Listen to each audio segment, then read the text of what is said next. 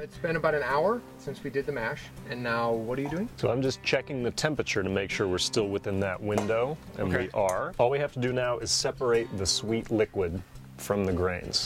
Sweet beer to be. There are 4 things you need to survive. I don't like the death. I don't like the death. Deadliest plants on the planet. So always be very careful. We gotta get this thing done. This stuff in a disaster situation is a lifesaver.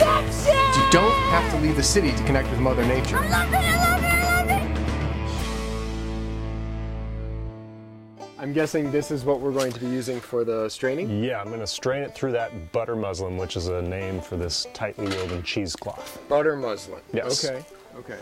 So this is now spent grain is what we would call that. It's great for compost piles. I've heard of some people making cookies out of this. I was gonna wonder if you could add it to bread for kind of an extra little something. I suppose you could. If you want a little al dente in your bread, you could add some of that. Would it help if I like that? I kind of like that. Yeah. So we're gonna speed the process. I like it, yes. So once we get this drained, we're gonna heat up about another gallon of water, and we're gonna pour that over the top, which is called the sparge. Okay. And that's just a rinsing step. There's still a little bit of sugar left clinging to the grain Just kinda get husks, everything and else we just out. want to rinse that out. The boop, boop, boop that you're hearing right now is Daniel is rinsing out his bucket, and then he's going to get us about another gallon of water. Like he said, we're going to pour it over the grains here to get any of the last sugars out, and then we're going to pour it back into the original bucket we cooked in, and then we just start boiling it, I think. Now in the very next scene, you might see him tell me I'm wrong. We're at 150. Close enough. Close enough, okay. Close enough. We're going to go right there. Oh, snap.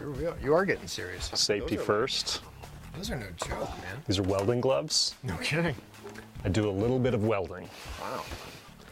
I'm just going to rinse the sugar off. Because you want to get everything covered so you can... And now, does this have to sit, or do we... Oh, no, we just... Once we get the liquid out of it, we're ready to rock on the next step. Okay. I imagine that's pretty hot to be squeezing, huh? It's warm. Oh, hello. I'll let you do that. Let him handle the hot stuff. Okay. Just show I can do it, because I feel kind of like a wuss now. Ha! That's hot. Very hot. That backfired. So now this is going back into our pot to boil. Now, yeah, if you can just steady that for me. See, I don't need welding gloves. I can just hold it. Now, have a look at this liquid. It's cloudy, opaque. Yeah, I mean, it looks that like is chocolate going to milk. change by the end of the boil. Really? The boil is going to coagulate proteins in this liquid. Okay. And in doing so, it's going to clarify the liquid. So it's going to come out a lot clearer than that. It's not going to be crystal clear, but it will not be cloudy when we're done. Like that. You said we boil this, and then after about 5 minutes or so, we add the hops and the herbs and the... Yeah. So we're Yeah, going to add some hops right at the beginning, and we're going to boil those for the full hour. Okay. And the longer we boil the hops, the more of the bitterness we're going to get out of this. So I've pre-scaled 3 grams of these whole hop cones. Ooh, okay. And these guys are, my stuff is coming That's in. going to come in right at the end, and it's going to be mostly flavoring. I can't help but notice you're a little biased to your ingredients. Yes, because I do not know what your ingredients are going to I feel do. like you don't quite trust me. This is a huge experiment. A lot of times in brew shops, you will see hops in the pelletized form. I have to say, yours are much sexier. Mine are sexier. Yours are way sexier. And they're easier to get out. These are now just whole pieces that we can remove. It's like big leaves. When you put these in, it becomes just a green particulate mass in here. But these last longer. Oh, so they're better for storing. Have you noticed a difference? I'm not going to tell you that I can taste the difference per se, but as Dean of Beverages, I prefer whole hops. Fair enough. If nothing else, They're as I said, sexier. they're sexier. Yeah. Okay, so Matt, this has just come to a boil. Yeah, and Which you can smell means- it. You can actually smell yeah. the barley in there. And Yeah, it smells like hot cereal. yeah, it really does. So now you see this very thick foam starting to form Yeah. on top. This is the most dangerous time of the boil. It's most likely to boil over right at the beginning, and especially when you add the hops. And you don't want it to boil over because... No, because that's a huge mess. I've made enough messes, like I can clean those up, but it won't destroy the beer. But it's a very sad mess to make. Fair enough. So are we ready to add the hops? Let's add them. In they go. Yeah. I'm gonna get these just sort of submerged. So basically this whole process we're doing today is getting the sugars ready for the yeast to eat them. Exactly. I hope they appreciate it. I showed you the piece of paper method for opening a bottle. Now I'm going to show you the log method.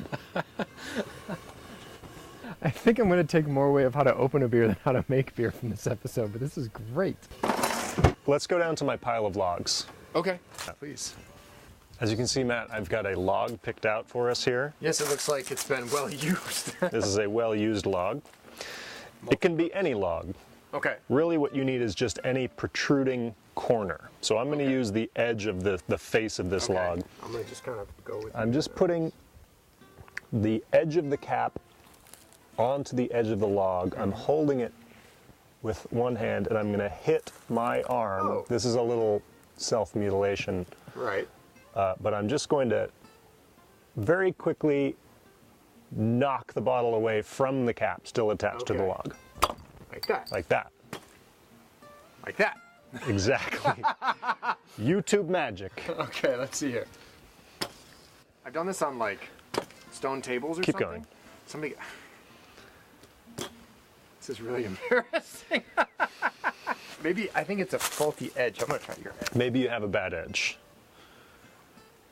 There it is. It was the edge. It was totally the edge.